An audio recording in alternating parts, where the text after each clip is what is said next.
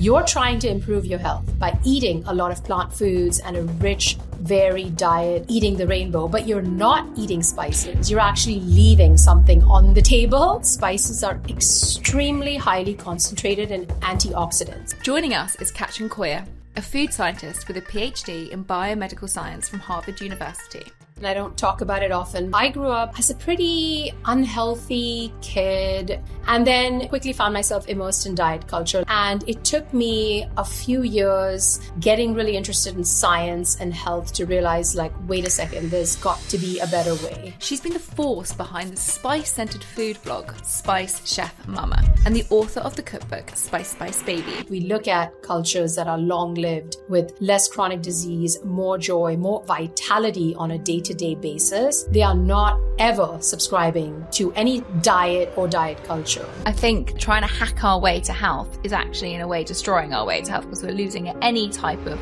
joy along the way. We can fall into this trap that we're trying to be healthy or we're trying to enjoy ourselves, and the two cannot meet. What if I taught people how to do something we all do multiple times a day with joy, with deliciousness, but also with these potent ingredients that can really impact our health? Ginger, turmeric, cumin, cinnamon, thyme, oregano is quite a complex blend. Just the addition of about 1.5 teaspoons of a spice blend in a meal resulted in meaningful reductions in markers of inflammation. Should spices be part of our home pharmacy? 700%, Sarah.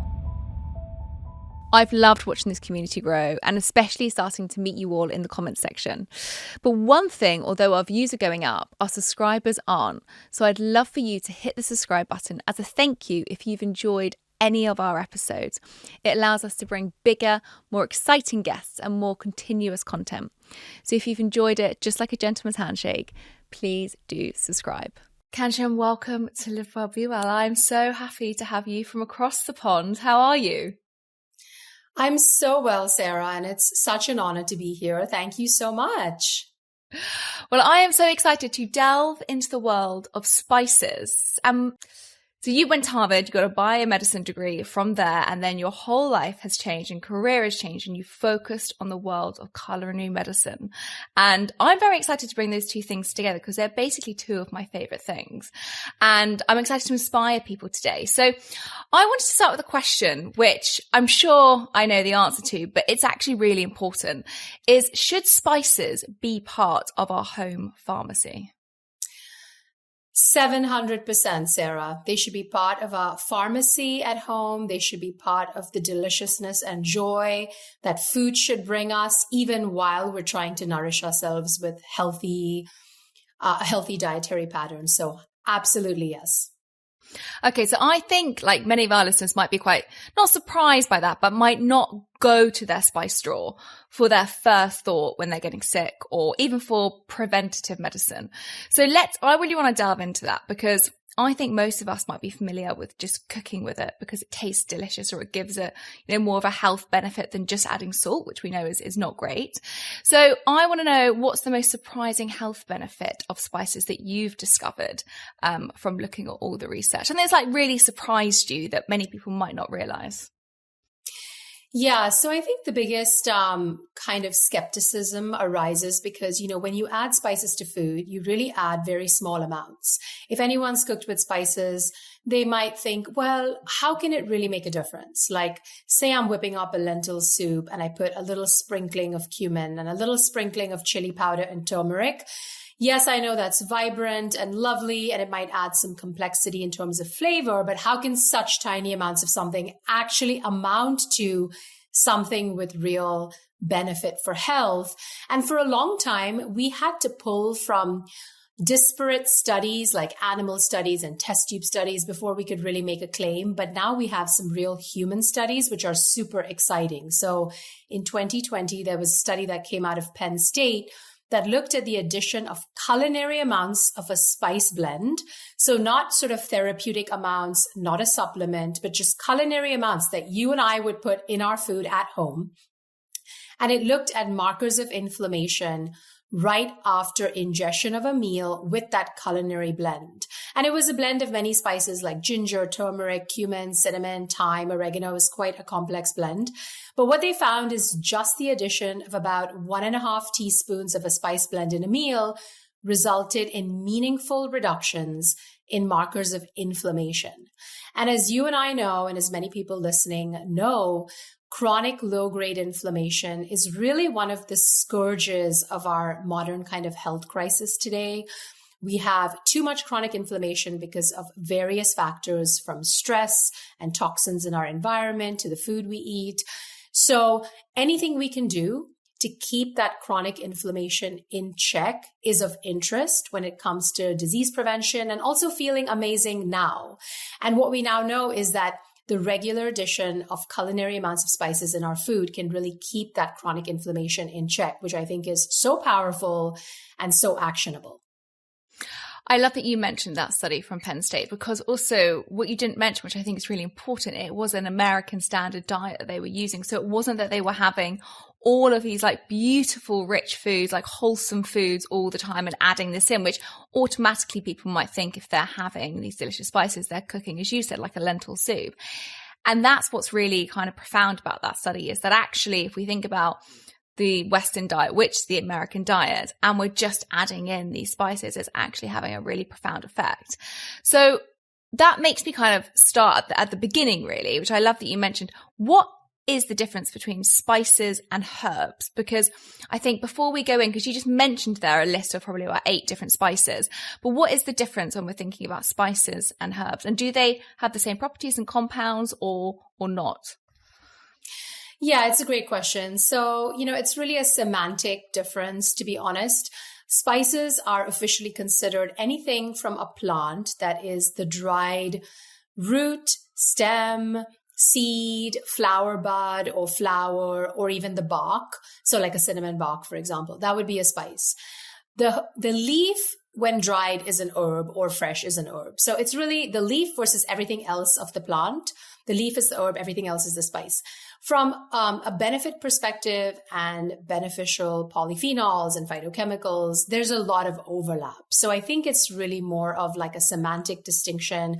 And maybe the culinary purists would say, well, herbs are different and spices are different. And they are in the way that we cook with them.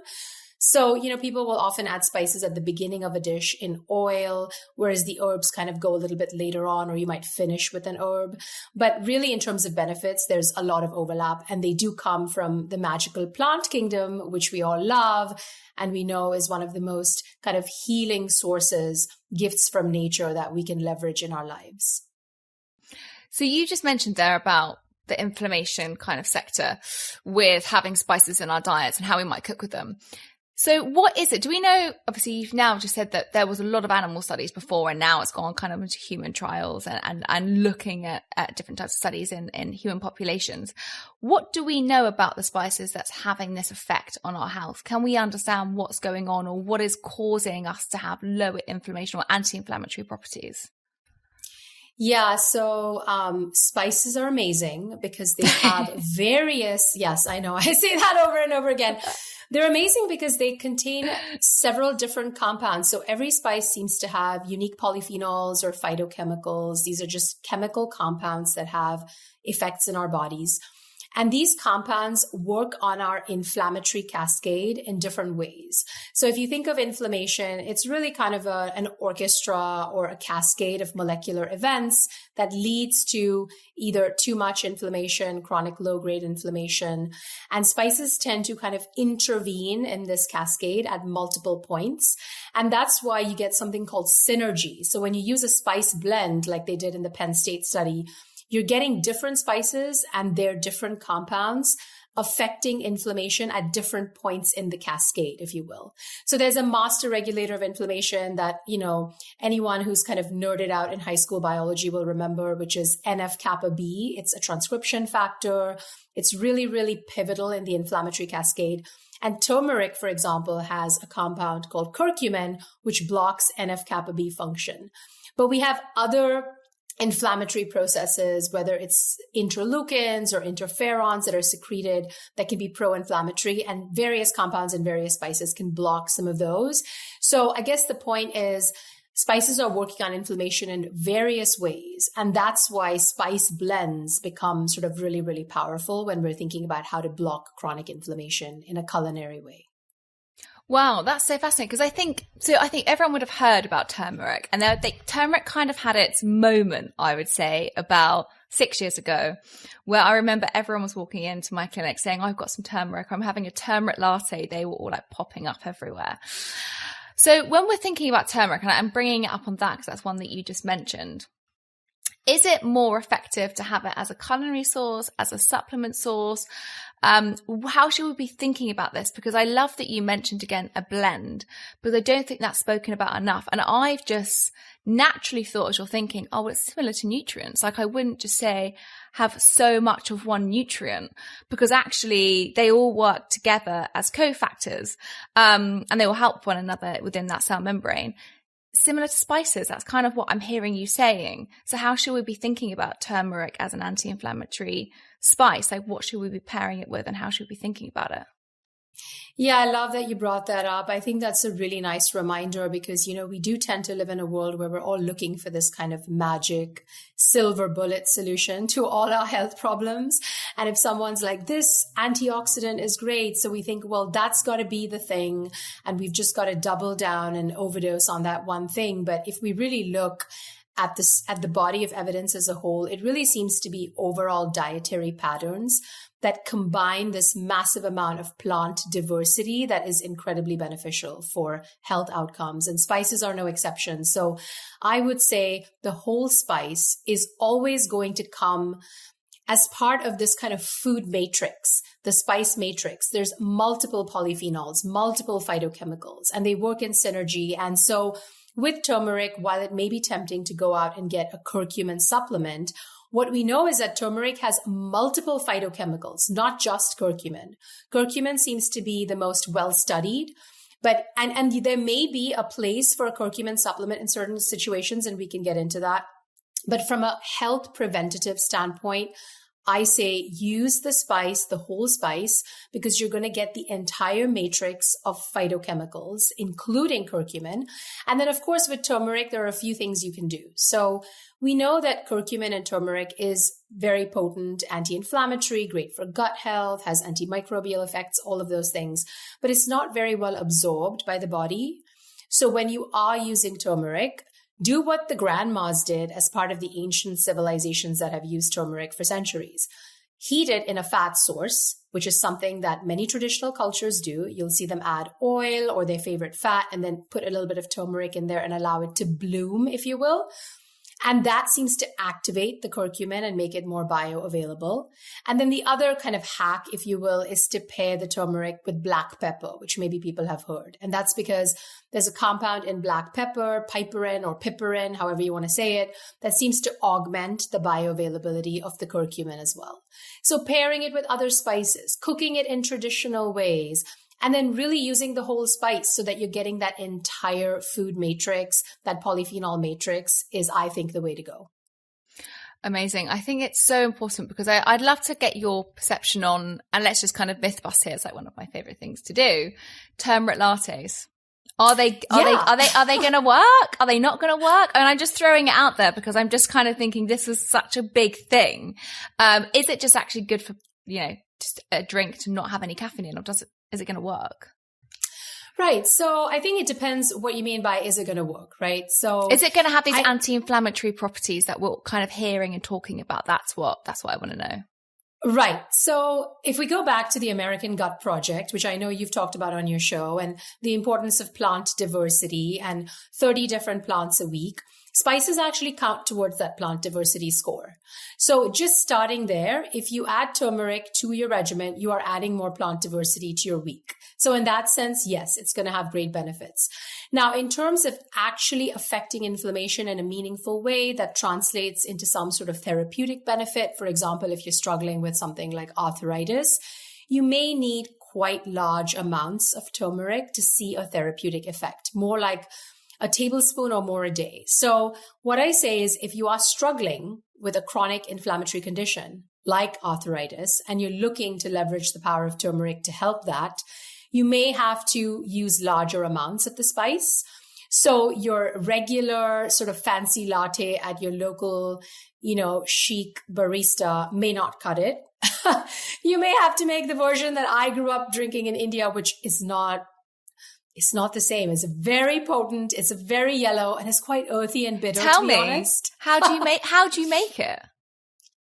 So I have a recipe on my Instagram feed, on my blog, but yeah, you just add like a heaping tablespoon of turmeric to your cup of favorite nut milk. And then you can add a little bit of nutmeg and cinnamon and cardamom, a dash of date syrup or maple syrup, and you have yourself a very strong turmeric latte.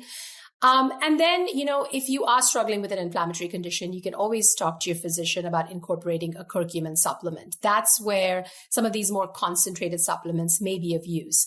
But when it comes to prevention, increasing gut microbiome diversity, which can then positively impact your inflammatory status, I think even small amounts of turmeric are going to have benefits in your sort of gentle latte, if you will. I want to share something that's helped my skincare routine, the Bon Charge Red Light Face Mask. Red light therapy is fantastic for your skin because it helps reduce inflammation and increases collagen production, making your skin look healthier and more youthful. The Bon Charge Red Light Face Mask uses the optimal wavelengths of red 630 nanometers and infrared 850 nanometers light to deliver these benefits. Now, someone in my early 30s, wrinkles aren't a huge issue yet, but the minor lines I did have are already smoothed out. And what really surprised me was how well this mask works for acne. It helps settle the acne quicker and reduces any dark spots afterwards. It's been a real game changer for those unexpected breakouts. Now, prevention is key for me, and using this mask is a great step to help reduce the signs of aging. It's also become vital in my self-care routine. And during this time, I incorporate the meditation practice, making it one of my favorite times of the day. So if you're curious about how red light therapy can help your skin, I highly recommend giving it a try. Go to boncharge.com/livewell and use the code LIVEWELL for 15% off your order. Amazing. You've just segued perfectly onto my next question that I was desperate to ask. It's like you knew what was coming, because something that we talk about a lot on the show, something that I'm really fascinated about because of the gut-brain link and the gut-brain connection and the importance of a good, healthy gut microbiome or diverse gut microbiome for our brain health. And so I want to talk a bit about metabolic health and digestive health. So I think we talk a lot about, as you said, fiber and the diversity of our food, but we don't talk that much about spices when it comes to our gut health or our metabolic health. And they're kind of two different things. So maybe you might want to answer that in two different areas. But like when we're looking at spices, for somebody that's maybe suffering with inflammation in their gut or poor digestive issues, maybe something that's quite sluggish, what should they be looking for, or what could they be incorporating when it comes to digestive health? Is there any kind of studies that show any really positive results here? Yeah, so I'll address that question at a high level and then get into some granularity with specific spices. So at a high level, spices are really prebiotics for your gut microbiome. So they may not be fiber rich the way we think of like oatmeal or other, whole grains or lentils and legumes or vegetables, but they have polyphenols that work like prebiotics. And we know this from various studies that spice polyphenols are unpacked by the gut microbiota into beneficial postbiotics, which can then go on and have anti-inflammatory effects, increase the diversity of the gut microbiome, etc. So really, it's really beneficial to think of them as food for the gut microbiome, not as fiber, but as prebiotics.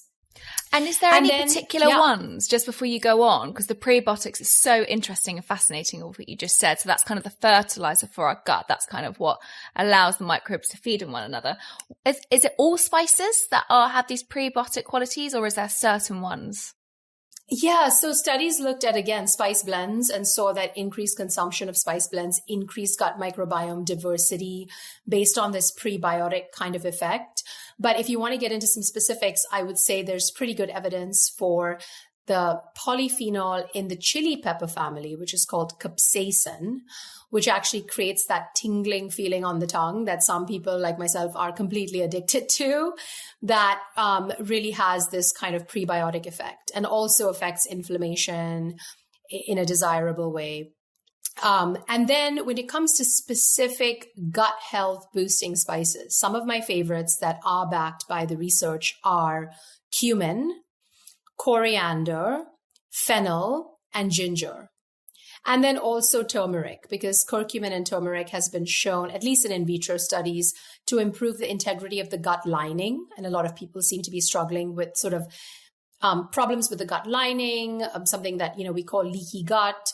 But cumin, coriander, fennel, and ginger have some really interesting properties and compounds like cuminaldehyde and cumin that seem to improve the transit time, so gut transit time, which is a really important kind of determinant of how well you digest food. Some of the negative effects like gas and bloating are sometimes caused by sluggish gut transit time.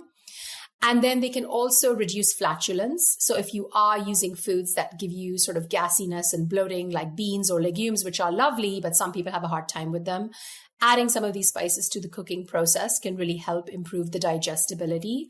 And then if you're just struggling with, again, gas, bloating, feeling kind of heavy after a meal that was hard to digest, you can just whip up a tea with some cumin seeds, coriander seeds, fennel seeds, and a little bit of fresh ginger. Steep that in hot water for like 5 to 10 minutes and just drink that. It's actually an ancient Ayurvedic remedy. And there's some really interesting modern science about how those spices are boosting digestive enzyme production, reducing gas and bloating, like I said, improving gut transit time and some of those effects. So I love that, the ancient wisdom of Ayurveda is now being corroborated by a lot of modern science. And it's just such a simple, soothing ritual that you can incorporate to boost gut health. Yeah, I just think it's completely fascinating, isn't it? It's when we're speaking a lot in the last 10 years about gut health, but spices seem to be left out of the conversation surrounding this a lot. And I don't know why, maybe because there's not as much evidence there, or there wasn't as much evidence there. And now the evidence is kind of coming through a lot more, especially in human trials, as you said. And I don't know, there's one that, I don't know if you've seen this, but there was a study that came out recently, in Portland, where they conducted a study, to look at polyphenols, which is the kind of pigment that you keep speaking about in foods and spices that's found in herbs and spices, as you said. And they looked at a person's diet to see if it had a positive impact on gut health. And they found, it's exactly what you said, certain beneficial microbes, such as lactobacillus, which we know is one that we kind of want to increase and has shown fantastic benefit for our gut health, showed an increase if participants consumed more polyphenols from spices. And some beneficial bacteria was less present in participants with a higher polyphenol intake. And that was a study that came out last month. And I think when we're kind of looking at this, it's something that it's quite simple to add into a diet rather than changing your entire diet, which is when we're looking at gut health. Normally we're trying to think, okay, well, what can we take out and what can we kind of add in? And sometimes it can become really overwhelming for people. And I think what's really interesting about this, even going back to the Penn study you mentioned, that even having, which is not what we'd always kind of want people to have, but the typical Western diet or the typical American diet, by simply starting here at the baseline and adding in spices, it can have a really beneficial effect. And that can feel less daunting for some people who are trying to like change their health, but not in such a dramatic way. Yeah, absolutely. So you made so many great points there. I think spices have been underappreciated because of a few things. I do think the data are catching up now in humans, which is great. Up until then, we had to kind of rely on a lot of these test tube studies and animal studies. But, in nutrition, that is often the case because we don't always have the right incentives to do these very expensive, large randomized controlled trials that look at, adding more cumin to your diet or more coriander to your diet, because there's not much patentability. There's not much money to be made. So I think it's a combination of things. I also think culturally, not everyone is used to cooking with spices. I come from India, where spices are just a part and parcel of kind of the everyday. That's not true for everyone. And so I think sometimes it's just kind of getting up to speed or, learning to incorporate new foods, because we are all interested in augmenting our health and we're all now cooking in a global kitchen. So we're incorporating influences from all around the world, which I think is so lovely and so special that we get to use things that may not have been part of our heritage, but now we can access them. And yeah, I think all of these studies that are looking at gut microbiome diversity changes, improvements in different biomarkers of inflammation are only going to add to this body of evidence. And something that we do know, Sarah, is that spices are extremely highly concentrated in antioxidants. Everyone's interested in antioxidants in food. They want to incorporate more fruits, more vegetables, eat the rainbow, varied colors, because we know those are more antioxidant rich and polyphenol rich. And spices like cloves, for example, are some of the most concentrated sources of antioxidants from plants. So I think what I tell people is if you're trying to improve your health by eating a lot of plant foods and a rich, varied diet, eating the rainbow, but you're not eating spices, you're actually leaving something on the table, literally and figuratively, I just think it's such an easy thing to incorporate to boost that antioxidant status. And the most important thing, because I am a foodie and I love joy and pleasure around food. And I think too often we can fall into this trap that we're trying to be healthy or we're trying to enjoy ourselves. And the two cannot meet.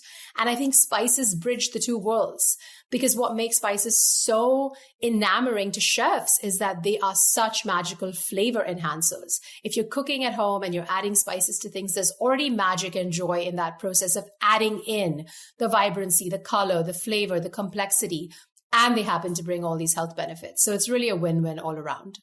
I love that you said that, because when we met in New York very briefly, which was really lovely when we had our tea when I was over there, we didn't really get into the nitty-gritty of the science, which was actually really nice. We spoke a lot about kind of each of our journeys. And I'd love for you to share, I find it really fascinating, coming from doing a PhD in biomedicine at Harvard to now kind of writing a fantastic cookbook, having an exploding Instagram page, which inspires people to use all of these spices. How have you gone from a transition of a scientist into, actually having actionable advice, but also that's very evidence-based? Like, what was that transition and why did it happen? Yeah, so I think the dots always connect in hindsight, right? But just looking back, I grew up in India, where spices are just an integral part of every household's kitchen and flavor arsenal, but also our pharmacy because of our ancient medical system, Ayurveda. Honestly, Sarah, I rolled my eyes a little bit at spices as medicine growing up because, when it's right in your backyard, it's like, it's too good to be true. And I thought, this is woo-woo. It's not real science. I'm a real scientist. I'm going to go study in the States and I'm going to focus on real things that really help. And then I found myself at a cancer biology lab at Harvard Medical School doing my PhD. And our lab started to do a screen looking at the impact of natural compounds from plants on breast cancer. And one of the compounds in the screen was curcumin from turmeric. And it was a real aha moment for me. I've told this story many times because those moments in your life that you vividly remember that are kind of like planting of the seed moments. I was like, wait a second.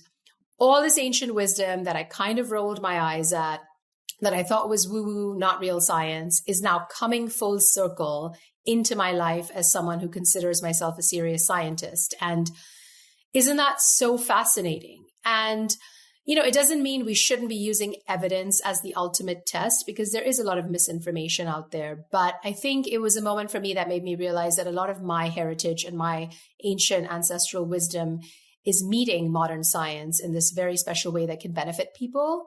And so I also am a foodie, and I thought, what if I taught people how to do something we all do multiple times a day with joy, with deliciousness, but also with these potent ingredients that can really impact our health? And that's how the blog was born and the cookbook came about.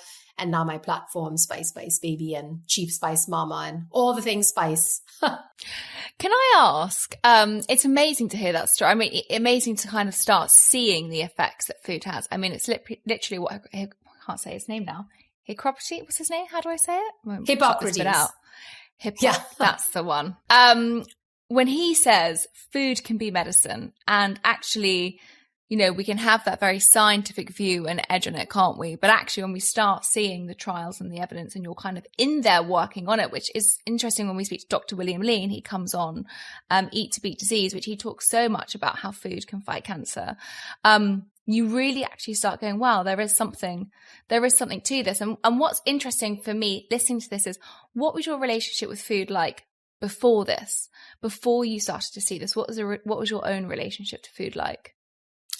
Yeah, wow. I love that question. I don't talk about it often, but it's important, So I grew up as a pretty unhealthy kid, only because I was in a food environment that was shifting. So I was in India, where traditional food is extremely health promoting, but we were moving towards, unfortunately, a more kind of Americanized version of aspirational food. So fast food, burgers and fries and chips and ice cream and, oh my God, like cola floats. I remember the first time I had like a Coke float. I was like, what is that? So anyway, I ended up being actually quite, I would say, overweight as a teenager. And I was, didn't feel great in my body. I felt sluggish. My gut health wasn't great. And I was actually teased for being overweight. So unfortunately, I went on my first diet when I was 16. And I ate steamed vegetables and steamed fish for like 6 weeks and dropped a bunch of weight and thought, wow, this works. And then, quickly found myself immersed in diet culture, like unfortunately a lot of teenage girls might. And it took me a few years getting really interested in science and health to realize, like, wait a second, there's got to be a better way. Like, if we look at cultures that are long-lived, with less chronic disease, more joy, more vitality on a day-to-day basis, they are not ever subscribing to any diet or diet culture. And so I had to kind of unlearn that way of finding health, if you will, and realize that health can be about adding things in, adding more spices, adding more fruits and vegetables, adding more whole grains, making things taste delicious. Because yeah, you can eat, I don't know, whatever, choose your version of the most restrictive diet, or you can eat these gifts from nature, combine them in beautiful ways, enjoy the process of cooking them and feeding yourself and nourishing yourself, and actually find more health on the other side. And so it's been a journey for me. My relationship with food was fraught in my teenage years, like maybe a lot of women listening. And now I feel like I have finally come to a place where I eat for joy and I eat for health, and they're the same thing. I'm so pleased to partner with Squarespace, the all-in-one platform to help entrepreneurs stand out and succeed online. Whether you're just starting out or managing a growing brand, Squarespace makes it easy to create a beautiful website, engage your audience, and sell anything from products to content all in one place. I've been using Squarespace since day one because it's accessible and it looks professional, even for a tech phobe like me. Squarespace gives you all the tools to create and sell your own online courses. I launched my own Inner Circle membership last year using their platform. You can upload videos, customize your layouts, and add a paywall to monetize your content. Now, if you're looking to grow your business, the email campaigns feature is a game changer. It allows you to create targeted email campaigns, engage your community, drive sales, and track success with built-in analytics. Head to squarespace.com/livewell for your free trial. And when you're ready to launch, use the offer code LIVEWELL for 10% off a website or domain.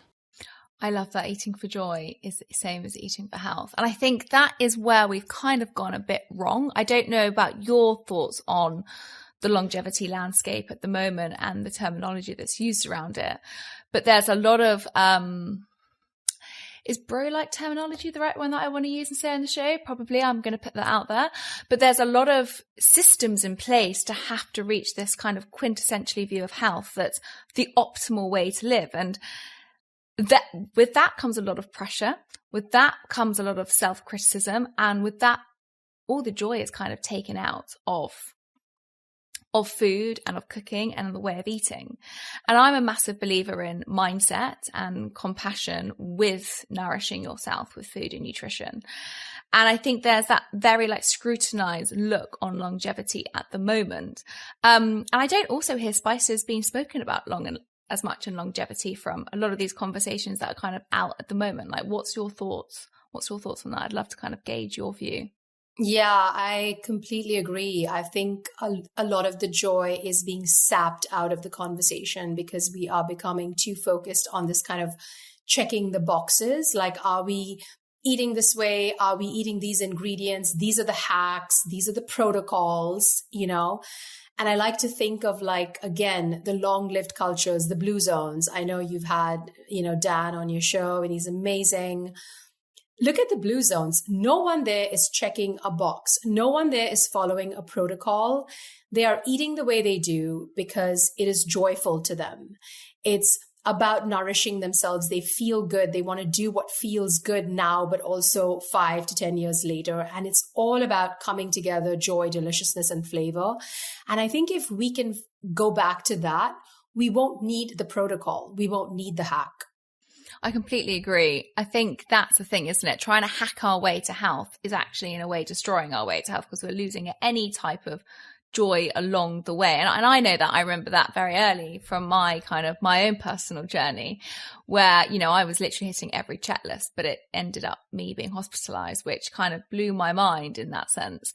Because for me, I had the perfect diet, in a sense, but there is no perfect diet. And I think that's the most important. So when we're thinking about now, all of our listeners going to the supermarket going, okay, we've had cumin, coriander, fennel, ginger, turmeric, chilli, all of these fantastic herbs that we've been mentioning.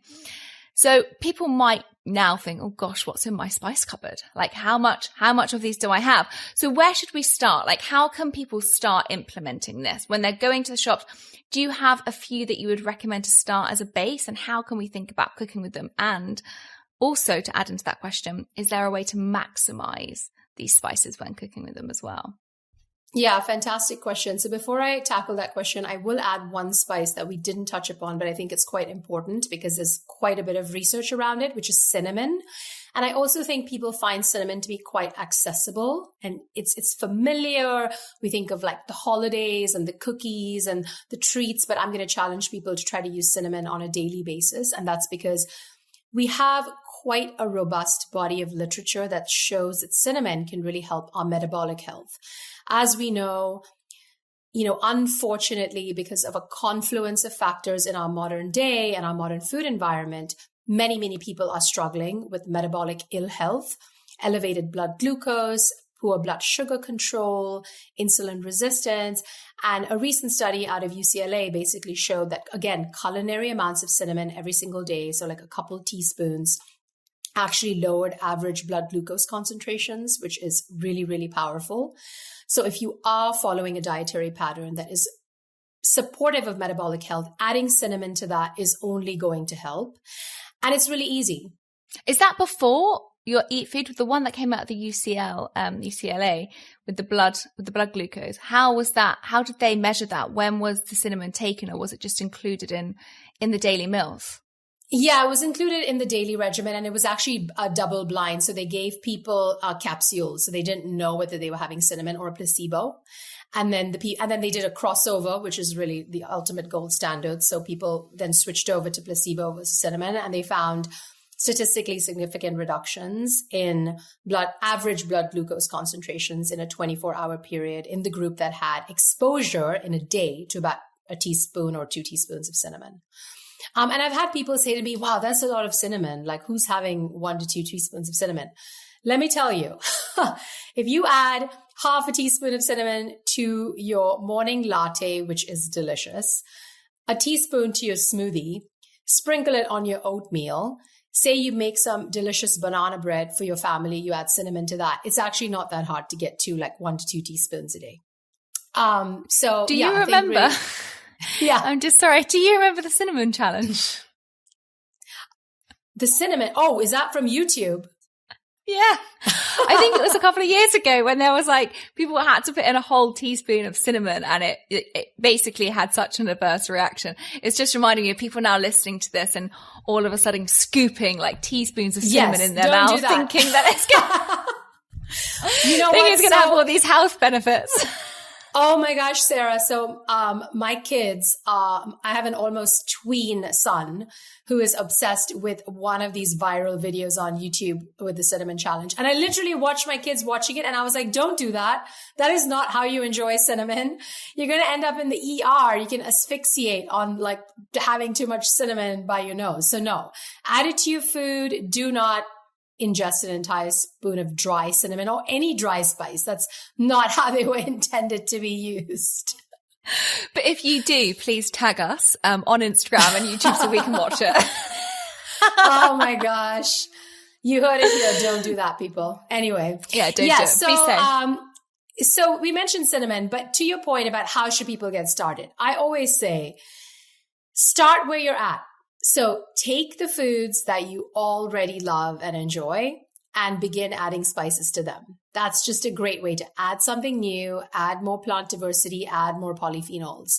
So say you have, oats for breakfast, add some cinnamon, add a little dusting of nutmeg, add a little bit of clove. Say you like, a cup of tea, or you want to try like a spiced chai, which is the Indian tea with spices, add a little bit of cardamom and cinnamon to that.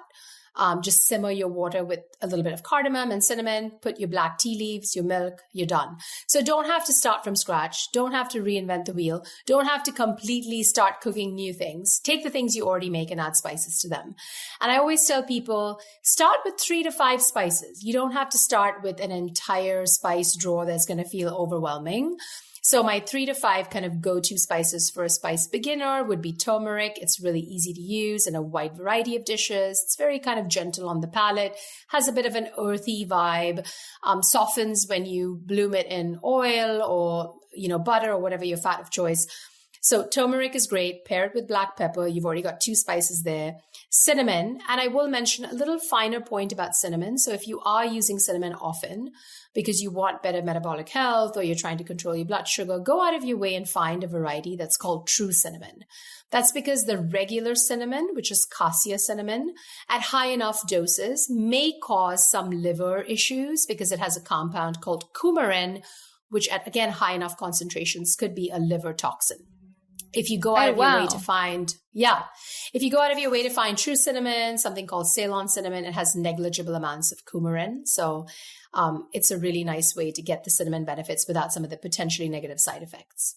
Do we know how much we should be restricting ourselves on that other type of cinnamon? Because I'm just thinking, if people are now going out and having 1 to 2 teaspoons, can't remember what you said actually earlier, of cinnamon a day to get these metabolic health and, blood glucose health impacts that they want, is that going to then be detrimental, or in what dosage is that that they should kind of be tapering down?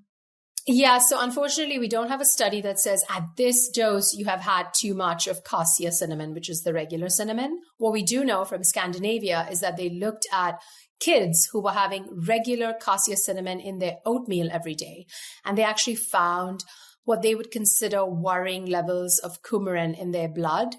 So I would say if you are using cinnamon every day on a regular basis, you're better off using the Ceylon or true cinnamon variety. But if you're using cinnamon once in a while, or you want that cassia flavor, which is quite like hot and spicy, a little bit here and there is fine. But for regular daily use, I would use the true cinnamon. Where would they find that? Would it be on the label? I'm just thinking now about me going to look at cinnamon. If I go into the shop, how can I notice that? Where would I kind of see the ingredients for this? How would I know? Yeah, so if the bottle says cinnamon, you can assume it's cassia cinnamon. If it's not, it's okay. The bottle has to specifically say true cinnamon or Ceylon cinnamon. Ceylon is the island country Sri Lanka. It should say Ceylon cinnamon or true cinnamon for you to know that it's this other variety. So it's usually specified on the bottle. Easiest way is to find it online. Yeah, I was going to say maybe this is a good one to do online, so you can make sure that you're getting the right one, because I can imagine all of our listeners traipsing around supermarkets going, is this true cinnamon? Is this Ceylon cinnamon? No, it's not, and asking all the staff and the staff not knowing. So yeah, go online, I'd say. And that's really interesting though. I guess if people are wanting to do what you've said, include this every day for their metabolic health, go towards true or Ceylon cinnamon. Ceylon cinnamon. And actually, you know what, at least in the US supermarkets here in New York, I have started to see at regular supermarkets, some Ceylon cinnamon. So you might find it at your market. But if you're confused and if you see Vietnamese cinnamon, people always ask me, what about Vietnam? It's cassia cinnamon, sadly, which is fine. Again, once in a while. But if you're using it daily, find the true or Ceylon cinnamon.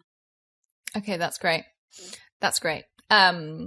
And if you're doing the cinnamon challenge, please use true cinnamon as well. I don't know why I'm just becoming obsessed with the cinnamon challenge. It's really taking me back. The video, I might have to include this somewhere in a B-roll. But that actually takes me on something really interesting that I want to touch upon, which we haven't spoken about. And I'm hoping that there isn't, but there's a few questions that I've got around spices, and I don't want to say harmful because, again, we're just hearing about all of these fantastic effects. But when I'm thinking about, supplements, we're always kind of thinking, well, if you take them to a certain degree, actually they have kind of quite negative results on your health. When it comes to spices, I mean, one that you've just mentioned, okay, so cinnamon, it can be at certain levels, with a specific type of cinnamon, could be harmful to our liver. Are there any other types of spices that we need to be aware of if we're including kind of more than a moderate dose in our diet? Because one thing that struck me many years ago was people were coming in taking huge amounts of turmeric because, again, there was that turmeric boom. And if you've got very high blood pressure, it's actually, it's quite good to take turmeric because it lowers your blood pressure. But people that were struggling with low blood pressure were actually feeling a lot worse taking turmeric. And I don't think that's spoken about that much because it has been shown in studies, and there's evidence to show that it does lower your blood pressure and it also helps thin your blood. So again, in this kind of like echo chamber of spices, when we're kind of going anything over moderate, do we need to be aware of any specific types of spices that could have, actually non-beneficial effects to our health? Yeah. So I think the key is stay with moderate culinary amounts. But if you are going to really double down on a spice, be wary of a couple. So I'll go back to turmeric because it is so popular and people feel like more is better.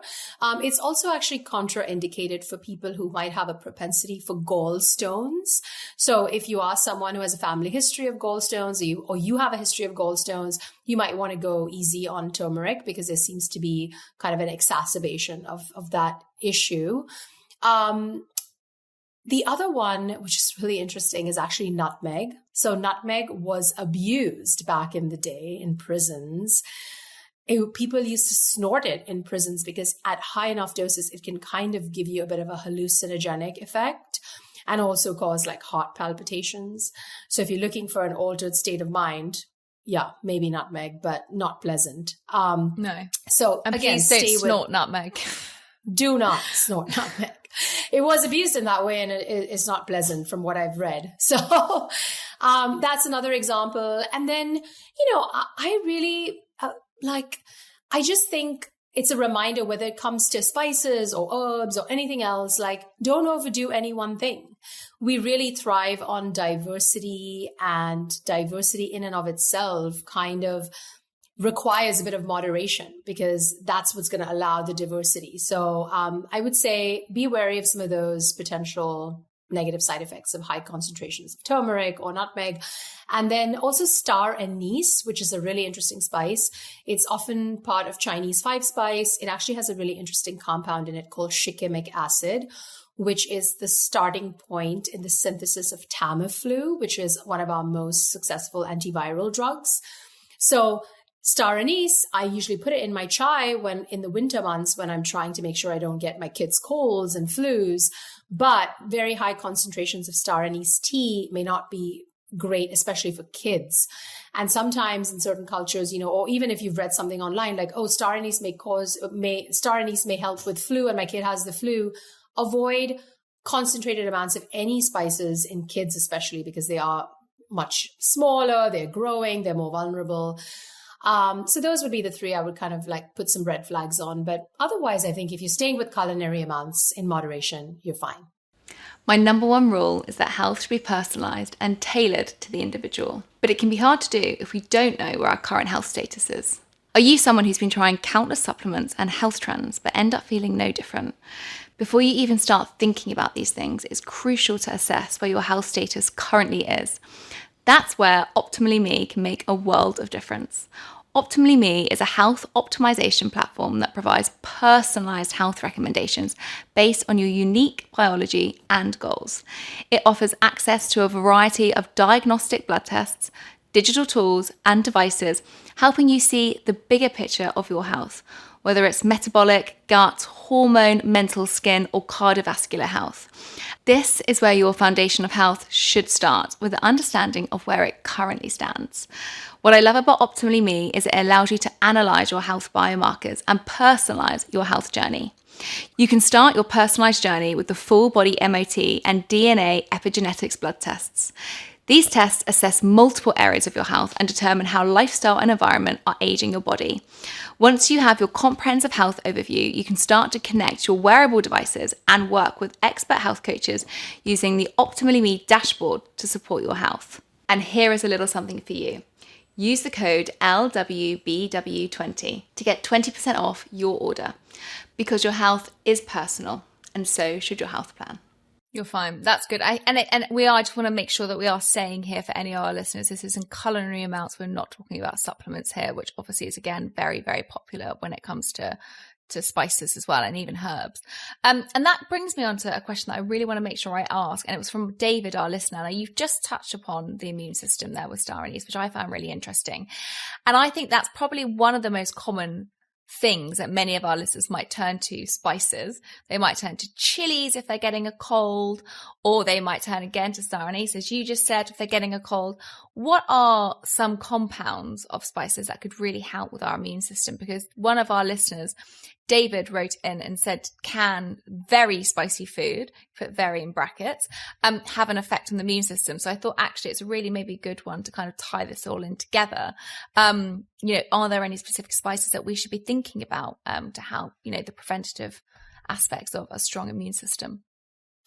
Yeah, I love that question because it goes back to kind of where we started with inflammation. So, what we want is balanced inflammation. We want inflammation in the right place at the right time. If we are infected with a virus or a bacteria and we need to mount an inflammatory response, an immune response, we want our inflammatory processes to work well. When we have chronic low-grade inflammation, we actually don't mount a robust immune response. They're not actually the same thing. So chronic low-grade inflammation, something that in the literature we call SCI, or systemic chronic inflammation, actually can interrupt our body's ability to mount that robust immune response when we're getting sick. So going back to some of these anti-inflammatory spices like ginger, like turmeric, like chili, even cumin, can allow our bodies to then have a more balanced inflammatory state so we can mount that robust acute inflammatory response when we're getting sick. So you'll see people taking ginger, turmeric shots with lemon. I mean, I think that's all fine. I don't know that we have robust evidence to suggest that like a ginger turmeric shot necessarily shortens a cold, but I think it can help with some symptoms. The compounds you were asking about, ginger has a really interesting compound called gingerol, which is great for balanced inflammation, helps to mount a robust immune response, and might also have some antimicrobial properties. So, incorporating these things in, whether it's a soup to bring you some symptom relief, or a tea, or if you really want to suffer a little bit, a concentrated shot, go ahead and try. But I would say a wide variety of these inflammation balancing spices. And we can put a link in the show notes, if you like, to the study that looked at this blend, so people can go and look at it. Is quite a few spices. Make yourself a delicious brothy soup with a bunch of vegetables and add some, shaved ginger, fresh turmeric, some cumin, coriander, some herbs, and you've got yourself something that's going to make you feel better now in terms of your symptoms, and also give you that balanced inflammatory response that you need when you're getting sick. Your food pharmacy. I love it. I'm like scribbling down. I'd love for you to send us that study, or we can find the study and we can put it into the show notes. Because I do think, I I don't think many people do think about this, and maybe it's just my opinion, but I don't think many people think about a spice blend. And I always remember now, this might not relate to our American audience, but it will definitely relate to our UK audience. Michael McIntyre, who was a comedian, I always remember this one very famous line that he did in one of his shows where he was talking about a spice straw, and the one that always gets left behind in the spice straw is allspice. Like no one ever uses allspice, and it's just kind of left there in the drawer.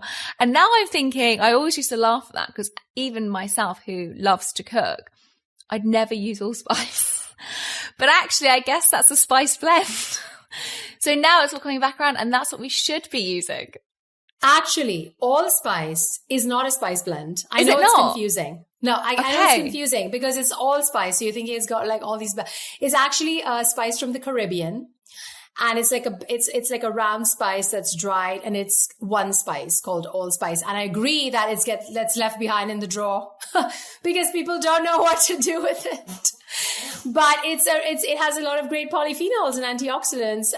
So yeah, but great examples of a spice blend would be, if you just go to if you go to my culinary heritage in India, we have something called garam masala. We put that in a chickpea stew. You can put it in your favorite chicken curry. A tandoori chicken has tandoori spice blend. You have a lot of spice blends in the Middle East as well. Like a shawarma blend has multiple spices, cinnamon, cumin. So there are blends. I think the great place to start would be to go to like your favorite cuisine, if it's Indian or Middle Eastern, and pick up a blend from there and start with that. And then once you get really pro, you can make your own blend. Oh, wow. That is going really pro. I mean, if any of our listeners do that, please message me and tell me, because I'd be very, very proud. I'm just thinking about that. One of my favorite ways to use, what you just mentioned is to pop it on chickpeas, garam masala, and also put some sumac on there and a little bit of, chili, a little bit of like smoked paprika, olive oil, salt and pepper, and I roast them. And it is so delicious. One as a snack, but also to add into a salad to give it a bit more of a crunch. Yeah, and just like a hearing like a crouton, exactly, but like a healthy version of a crouton. You're getting all your spices, which also I love, count as one of your 5 a day. You're also getting another one of your 5 a day from the legume, which is the chickpea. So you're like really scoring here on diversity and flour points. And as you're talking about this, my mouth is salivating, and I'm sure many of our listeners are. And I think that's what's really exciting about this conversation is, yes, here's all the science, but also it's just making me feel quite joyful about food. So it brings me to a question of, what is your favorite dish? Like, what's your favorite spice dish? Oh gosh. Hard to choose, but I will say it is actually kind of a chickpea stew, but it's one that I concocted. I took a bunch of flavors from all my favorite cuisines. So it's kind of like a chana masala. So it has like the same spices as a chana masala, like cumin, coriander, turmeric, chili. It incorporates some tomato and coconut milk from a stew that I love in Brazil called moqueca. And then it also has sumac, because I think sumac is a super underutilized spice. It's like when you sprinkle lime or lemon on a dish, it's the same thing. You put on sumac, it's dry lime, dry lemon, not technically, but has the same flavor, packed with antioxidants, packed with anthocyanins, so easy to use even for a spice beginner. Take your favorite hummus, your avocado toast, your favorite salad, and sprinkle some sumac on. And so it's like this kind of chickpea curry with coconut and tomato and sumac and all the spices. And I throw in some dandelion greens, just for like added veg and a little bit of that bitterness. And I could eat that every day. Wowza. That is what I'm going to cook this weekend. That is delicious. And I also really agree. We haven't mentioned it, but I am obsessed with sumac, and it just tastes delicious. It's got like a real twang to it, but also it looks great. So when you sprinkle it on the hummus, it does just give it that bit of extra vibrancy, which also looks quite nice when you're like laying a table for guests to come around. It looks like you kind of, even if you haven't made the hummus yourself, you can pretend by putting a bit of olive oil on sumac and pretend that you made it and look really fancy. I'm going to challenge listeners, because I know people feel intimidated about how to start with spices. So say you're having a dinner party and you have your salt and pepper on the table so guests can put a little bit of fresh pepper. Add a little cute little bowl of sumac with a little spoon, or even let guests use their hands if it's that kind of party. And people are going to say, what is that? And you're like, just like pepper, you would, put some black pepper on whatever your pasta, you can sprinkle sumac on your salad or your soup. It's like a squeeze of lemon or lime. And I think we just need to make these more accessible. You know, when you're making any habit change, you want to make it easy, fun, accessible, and kind of the default choice. So bring the spices from the back of your cupboard to the front of your cupboard, put them on your table, entertain with them, and before you know it, you'll be adding more of their magic to your food every day. I love that. I do that with chili and paprika. I have them on in like very cute little bowls, and I put them on there. So I'm just constantly adding, as you can tell, I obviously like spicy food, adding them always when I'm cooking, and just having them out and open in a bowl is actually a really great way, a bit like how you would with salt. Sometimes have that out and cook with it as well. So I think that's a fantastic tip for so many listeners. Similar to what I say when people aren't hydrating enough. If you always have a bottle of water next to you, you're visually going to have more because you're having an eye cue to tell you to drink water because you can see it. So it's so similar with spices. So that is a fantastic, fantastic tip. And Sarah, can I just add one thing, which is I know that your listeners love science. There's some really interesting observational studies that have looked at chili consumption and all-cause mortality. So people who tend to eat more chili peppers seem to have lower all-cause mortality and greater health span. And of course, it's confounded by the fact that they could be doing other things, although studies try to control for that. But that's my justification for putting chilies on everything. So I thought I'd share that. I love that. And just in case no one knows what mortality is, basically people aren't dying. People are living longer and healthier. I love that. I love chili. And also, I'm sorry for anyone who doesn't love chili, because it could be a genetic variant as well. Because I think Tim Spector twin study showed that actually there is a genetic factor that if you like chilies. So if you don't, I'm sorry, it could be down to your genes. But we have a tip for that, though. We always have a tip. The tip is, give me a tip. You can use, if you don't like the hot peppers, you can use paprika. It's in the chili family. Yes. And it tends to be sweet. And then there's smoked paprika, which you mentioned. So you're not going to get exactly capsaicin, but you're going to get like a cousin, which is a compound that is a cousin that has very similar effects on the gut microbiome and antioxidant status. So if you don't like heat, we don't judge you. Just embrace paprika. We don't judge you, but you won't like coming to my house for dinner because it's always very spicy. But there's such a wealth of evidence there, and I really hope, and I know I feel very inspired to even go out now and explore a bit more with herbs. I want to say one of my favorite herbs is za'atar and spices, which I absolutely love. And that's what I always sprinkle on dukkha and za'atar kind of on any salad. So if you guys haven't heard of that, that would be my recommendation to go and pop into your supermarket basket to add to your culinary experience. But I think what's amazing about this conversation is it's just getting people cooking, because I really feel like we're losing the love for it. And I believe it's such an amazing thing to do for people that you love, and also a self-love for yourself. Don't wait to do this for other people. Be compassionate towards yourself and think, what can I go and do just for me this week? What is the one dish that I could cook with spices that my body deserves? And I think that's like such a beautiful way to show love and compassion for yourself that so many of us just don't do. So that's why I'm so thankful for this conversation today, Kanchan, and for you coming on. And it leads me to my final question, which I ask all of my guests, which is, what does live well, be well mean to you? Wow. Thank you so much, Sarah. That was such a great summary. And the piece about self-compassion, self-love, self-respect, cooking for yourself. If we've inspired people to just do that today, I feel like I've done my job. Live well, be well to me really means more of that. It means nourishment, self-love, and joy. I think all three of them can coexist. Health and the pursuit of health does not have to be an austere, restrictive, strict journey. It needs to be the opposite, and it can be the opposite. It's about abundance, joy, love, pleasure, connection with our food, with nature, and with each other. Beautiful. Honestly, whenever I think of you now, I'm just going to think of joy, health, happiness, compassion, because that is what you're bringing. So please share all of your platforms with our listeners so they can go and follow your delicious food and feel even more inspired, or even buy, which I definitely recommend, your very vibrant cookbook. Oh, thank you. So I'm very active on Instagram as Chief Spice Mama. I share recipes and spice tips and health tips. Check me out there. DM me. I usually try to respond. And then I have a website, spicespicebaby.com, where there's a bunch of recipes. You can get my cookbook there. Yeah. And I also have a podcast where your show is coming out soon, which I'm super excited about, called Radical Vitality, where we talk about health and wellness and joy. Yeah, that was a beautiful conversation as well. So if you've loved this conversation, please go and check our conversation out on your podcast as well. I'll put all of that in the show notes as well. And thank you so much for coming on. It's been very inspirational, and I can't wait. I'm going to take a picture of that delicious dish that you just shared, the chickpea coconut, full of all those delicious, amazing spices this weekend, and I'll share it with our followers. So thank you so much for bringing some inspiration to my cooking schedule this weekend. I am so thrilled that you came on the show, and thank you. Thank you so much, Sarah. It's been a pleasure.